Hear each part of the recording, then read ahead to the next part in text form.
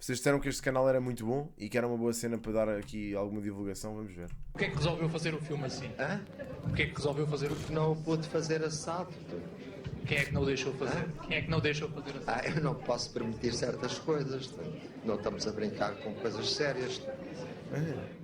Este é o realizador João César Monteiro no dia de estreia de Branca de Neve, o seu penúltimo e mais polémico filme. Se andam na internet há tempo suficiente, provavelmente já sabem como é que isto vai acabar. Dizem as más línguas que foi um sobretudo esquecido. Isto como ponto quero que as más línguas se ponto final.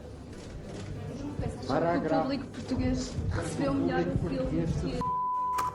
Mas já aqui voltamos.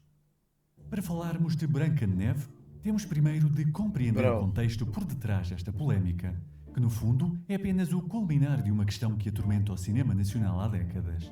A relação entre o cinema português e o público nacional nunca foi especialmente pacífica.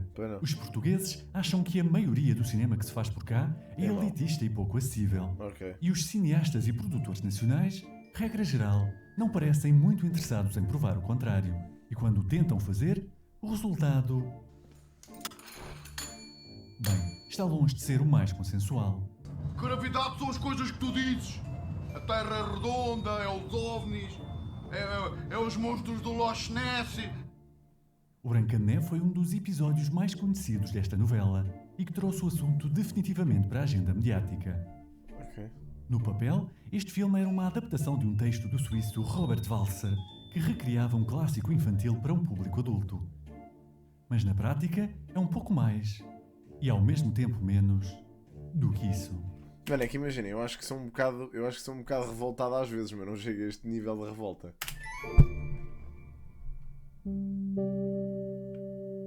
O filme começa com uma enigmática errata escrita à mão, assinada pelo próprio João César Monteiro, em que ele passa a responsabilidade do espetáculo para o público. Depois começam os créditos iniciais, estranhamente obcecados por uma tapeçaria romântica do século XIX. Vemos 3 fotografias reais do cadáver do Robert Walser e depois começa a escuridão. Durante a maior parte do filme, vemos um ecrã totalmente negro, enquanto ouvimos os atores a declamar o texto. A maçã envenenada doeu tanto, oh, mas tanto.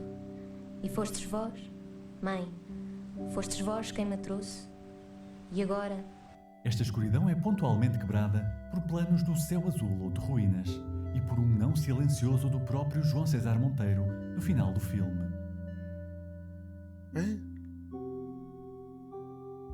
E basicamente é isto.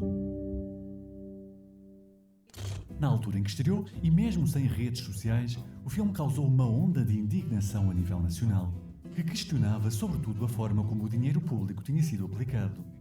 Afinal de contas, este ecrã preto tinha recebido 650 mil euros de subsídio do Instituto... Ai, com caralho, mano, eu não estou a acreditar, mano. Isto é mesmo Portugal. Bro, imaginem, puto, imaginem. Puto, isto é o scam dos scams. Incrível. Do cinema, audiovisual e multimédia, e cerca de 130 mil euros da RTP. Parte do apoio acabaria por ser devolvido, mas da fama nunca se iria livrar. Não, nem percebi nada. Vamos a pagar os nossos impostos para vir aqui, para o Estado andar a subsidiar umas coisas destas. Eu dava-lhe os Oscars todos. Isto é uma... Já vos digo, pera. Mas voltando agora ao início. Como a maior parte dos espectadores que foram à estreia foram apanhados de surpresa pelo formato inusitado do filme, começou a circular o rumor que o realizador se tinha esquecido de um casaco à frente da câmara. Uau! Motivou aquela famosa reação. Mas será que os atores sabiam que o filme ia ser assim? Não sabia mesmo. Portanto, quando fui ver o filme, fiquei tão... Eu soube antes da estreia. Estes são a Ana Brandão e o Diogo Dória, a rainha e o rei de Branca de Neve, respectivamente. Ana Brandão tinha sido contratada para dobrar uma atriz belga e soube na estreia que, afinal, tinha sido a única a ficar com o papel de rainha. Quando o João me convidou, eu iria sempre dobrar a voz da atriz, que era uma atriz belga, que iria fazer o papel da rainha. Mano, eu não Portanto, estou eu não queria aparecer no filme. Portanto, quando eu fui à antestreia... Puto, isto era o mesmo, só para vocês perceberem a escala disto, isto era a mesma merda que de repente o Tiagovski lançar um livro e as folhas estarem todas em branco. E no final dizia não. Ou dizia hashtag Fresquina Prozis. E era este o livro. Tipo, 200 páginas de livro, recebia um financiamento de toda a gente. 600 euros, 600 mil euros. E era basicamente um livro em branco. E a última página dizia Fresquina Prozis. E estava.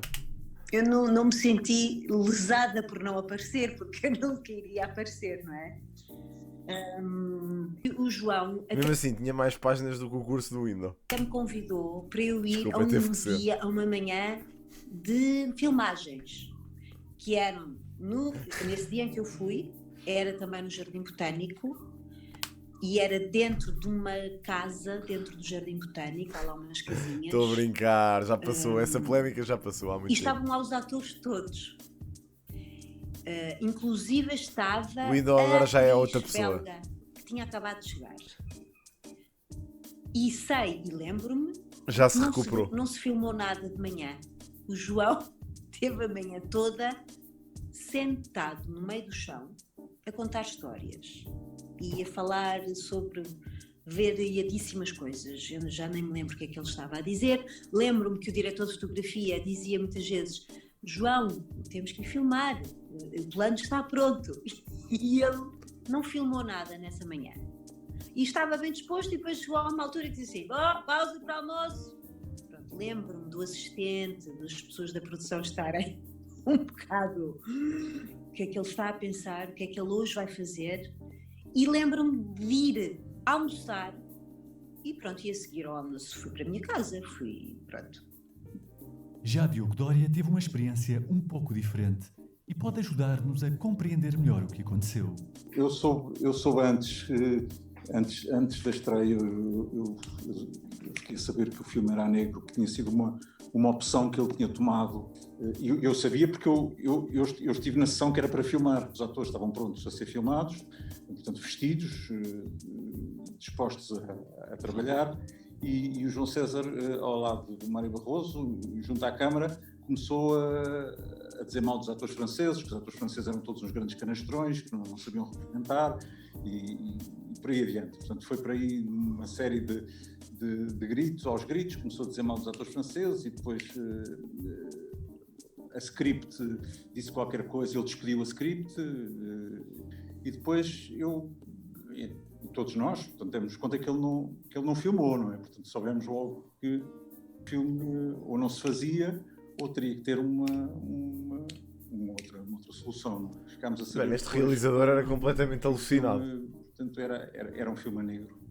Mas não sabíamos das imagens, não sabíamos nada. Não é isso? Mano, isto foi o trabalho de casa dele. Ele pensou, o professor pediu-lhe um trabalho e ele disse, olha, não consegui fazer, professor. Vai assim. Foi assim, pá. O trabalho de multimédia vai só com som. O texto foi todo gravado, não é? Portanto, antes portanto, das filmagens. Mas é bom saber que já nesta época davam vozes a malucos. Causava uma certa curiosidade de saber o que é que ele poderia fazer a partir daí, não é? Claro. A partir do material que era um texto gravado com o som dos passarinhos no Jardim Botânico. Oh, meu Deus. Oh, mano, isto é surreal. Mas há uma outra questão levantada por este filme que me parece bastante mais interessante. Até que ponto um filme sem imagens, ou com uma percentagem mínima de imagens, é realmente um filme? Mano, vocês sabem o que é que eu achei? Sabem o que é que eu achei que este vídeo ia ser sobre? Sobre um filme... Como é que é, Mike? Já vamos ver, bro. Está lá à tua espera. Achava que este filme era basicamente sobre um cartel de droga em Portugal que vendia cocaína. E por isso é que as pessoas na altura se tinham indignado bué com isto, porque isto saiu em 2000 e as pessoas ainda não estavam preparadas para essa merda, para essa realidade. O filme chama-se Branca de Neve. Para mim fazia-me todo o sentido. Podia ser uma senhora que se chamava Branca que vendia neve. Neste caso, coca. E por isso é que tinha chocado Portugal e as pessoas tinham indignado. Nunca na minha vida eu tinha achado que tinha sido um realizador que fez um filme inteiro com uma dobragem e a cena a preto, meu. Que estranho, bro. Afinal de contas, as imagens em movimento são Era a Dona elementos Branca, do exato. cinema. Para começar, existe, obviamente, uma diferença entre imagem negra e a ausência de imagens. Um ecrã negro não deixa de ser uma imagem. Pois mais valia ser um ecrã branco. Fazia mais sentido. Tudo quando não é constante e aparece associada a outros elementos da linguagem cinematográfica.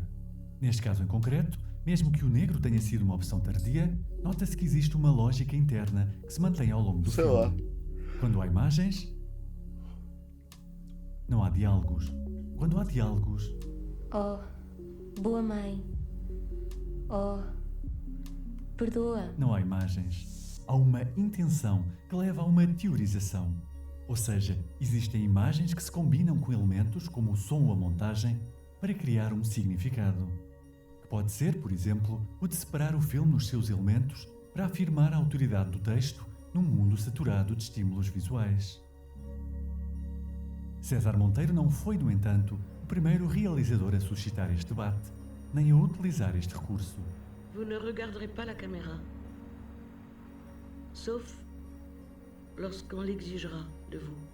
O filme de 1981, L'Homme Atlantique, da Marguerite Duras, parte de um conceito muito semelhante, em que uma narração é constantemente pintada com grandes sequências de negro. No entanto, neste caso, a narração mantém-se mesmo quando existem outras imagens no ecrã. Sendo o cinema um meio que assenta na imagem em movimento, retirar subitamente essas imagens... Pois não, ou sendo seja, o gajo copiou uma ideia francesa. Que neste caso faz todo o sentido, porque o filme Ó Viegas, é uma calma aí, reflexão meu de puto, que Duras acabaste de chegar ao sobre o chat. antigo relacionamento com o escritor Yann Andrea. Eu acho isto extremamente É utilizado interessante. para realçar e replicar as emoções causadas pela ausência, ao mesmo tempo que destaca, obviamente, o poder da palavra. Já o filme Blue, do Derek Jarman, tem uma abordagem ligeiramente diferente ao conceito. Em vez do negro, temos um ecrã azul que se mantém constante ao longo do filme. Este foi o último filme do realizador, meses antes de morrer de sida, e que foi realizado numa altura em que estava praticamente cego, à exceção de alguns flashes pontuais de luz azul. Blue é narrado pelo próprio Derek Jarman e é uma meditação sobre a doença e a morte. Neste caso, a ausência de imagens em movimento foi justificada pelo próprio como uma forma de comunicar a admirável austeridade do vazio. I'm sitting with some friends in this cafe, drinking coffee, served by young refugees from Bosnia. Puto, isto foi no ano em que eu nasci. Independentemente de se gostar ou não destas propostas, e sim, não são filmes para todos os gostos nem para todos os tipos de público, Porra de todo. é inegável que, apesar das poucas imagens, são obras corajosas que utilizam a linguagem cinematográfica para questionar as convenções do meio e para refletir sobre o mundo que nos rodeia. E se houve cineasta português com coragem para desafiar convenções, esse foi João César Monteiro. Pronto, está bem. Pá, pois. Parece-me que não é para todas as almas. Mas olha, este vídeo está bastante interessante. Giro, pá. Eu não conhecia a Twitch antes do Hugo. A Twitch antes da Twitch? O que é isto? A Twitch antes da Twitch? Hugo. Ok. Este já me parece mais interessante.